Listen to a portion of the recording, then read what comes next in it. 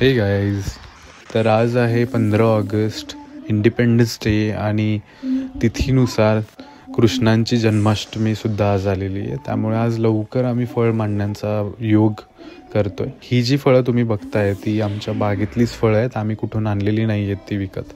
जरा स्वतःला चेकआउट केलं, आज चंदन लावलं होतं. जसं की तुम्हाला माहिती आहे आज जन्माष्टमीसुद्धा आहे कृष्णांची, तर घरामध्ये सुद्धा मस्त अशी पूजा मांडली गेली आहे. असं तुम्ही आत्ता बघताय भर पावसामध्ये जो अट्टास चाललाय आमचा फळ विकण्याचा. आमच्यासारखेच खूप सारे शेतकरी आहेत छोटे मोठे जे अशा परिस्थितीमध्ये बसतात. त्यांना ते रिटर्न मिळणं गरजेचं आहे. त्यांच्यासोबत बार्गेन करून त्या गोष्टीची किंमत कमी करण्यात कोणताच अर्थ मला नाही वाटत आहे.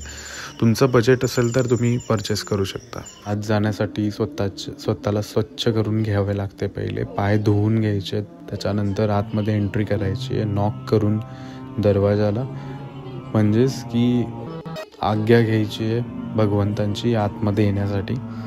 तर आतमध्ये आल्यानंतर बघा किती मस्त सजावट केलेली आहे, फळांपासून सुद्धा डेकोरेशन केलेलं आहे आणि आतमधला वाईब बघा किती मस्त वाटतोय.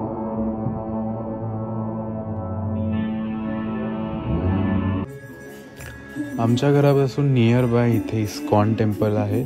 भक्तिधाम, कृष्णांचं भक्तिधाम असंही म्हटलं जातं त्याला. तर आज योग आलाच.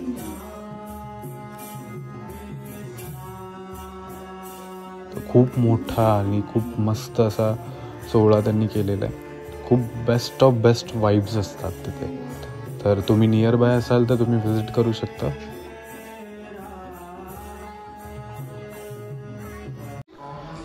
भगवंतांना म्हणजेच कृष्णांना अभिषेक करण्याचा योग सुद्धा आला, तर आम्ही अभिषेक करून सुद्धा घेतलाय.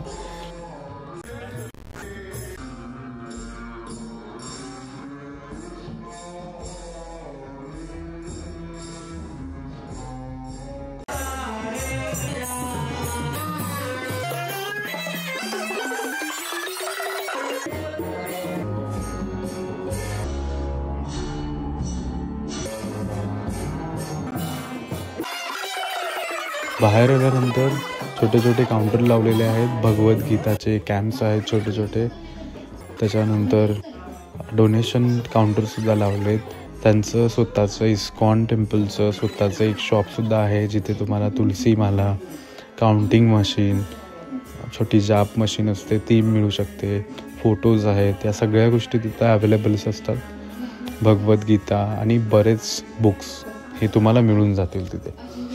तर आजसाठी एवढंच. Time to do it again tomorrow. तर लवकरच भेटूयात उद्याच्या व्हिडिओत. Bye guys.